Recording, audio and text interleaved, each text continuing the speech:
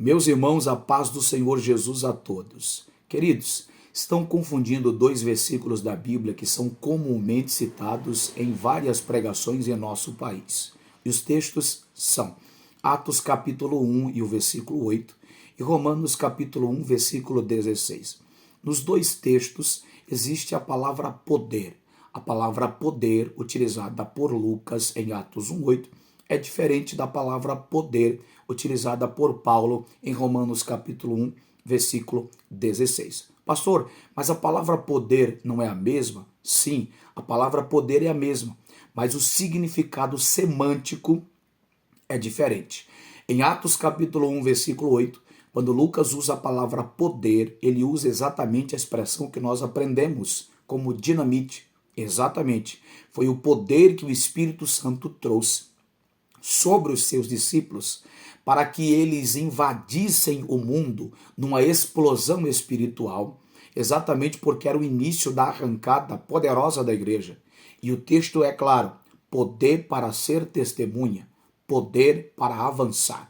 Então os discípulos precisavam de um poder altamente extraordinário, de explosão, que provocasse abalo por onde eles passassem. Afinal de contas, era o início da arrancada gloriosa, poderosa e excelente da igreja do Senhor. Mas, em Romanos 1,16, a palavra poder ali não está estritamente ligada à dinamite. Por quê? Porque Paulo disse que o evangelho é o poder de Deus para propósito, a salvação. Não se tem salvação com explosão. E todas as vezes que Paulo fala do poder de Deus nas suas cartas para a salvação, ele está literalmente falando sobre o poder ressurreto de Cristo.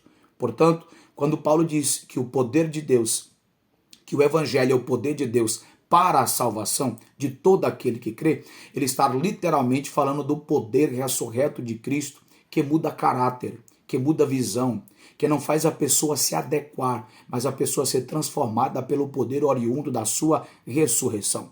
Foi o que Paulo disse em Efésios capítulo 1, versículos 18, 19 e 20. Paulo foi muito claro ao dizer que foi a operação gloriosa do poder da ressurreição que faz com que as pessoas se rendam exatamente à grandiosidade salvífica de Cristo. Portanto, precisamos ter muito cuidado para não confundir essas duas palavras. Poder de Atos 1:8 é o poder para abalar o poder das trevas. É a ação gloriosa de abrir caminhos, porque a igreja estava em xeque. A igreja estava atuando com a graça para expandir o evangelho. Mas o poder de Romanos 1,16, descrito por Paulo, é o poder modificador, é o poder transformador, é o poder oriundo da ressurreição de Cristo. É o poder que faz a gente receber a transformação, a regeneração, a glória de Cristo transformadora para avançar. Por isso, muito cuidado.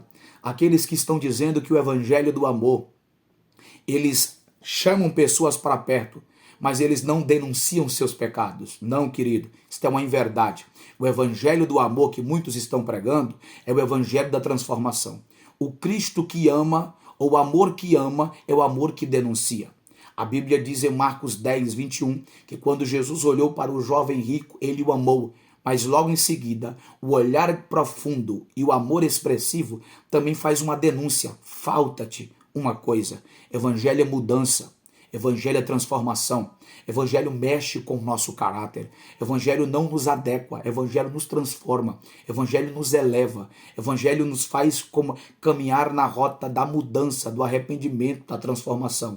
O evangelho poderoso, genuíno e glorioso é o evangelho que faz com que Cristo seja visto em mim, seja visto em você, seja visto em nós. Então, que tenhamos a clareza de que esse evangelho, ele é amoroso, mas ele também é denunciante. Ele exige mudança, ele exige totalmente uma vida parecida com Cristo, semelhante a Cristo, andando na sua verdade, em nome de Jesus. Para finalizar, lembra do que o Senhor disse àquela mulher de João capítulo 8? Ele disse: eu não te condeno, vais e não peques mais. A graça não condena, a graça perdoa, mas ela exige mudança. Ou seja, a graça é graciosa, mas a graciosidade da graça exige mudança em nome de Jesus. Deus abençoe.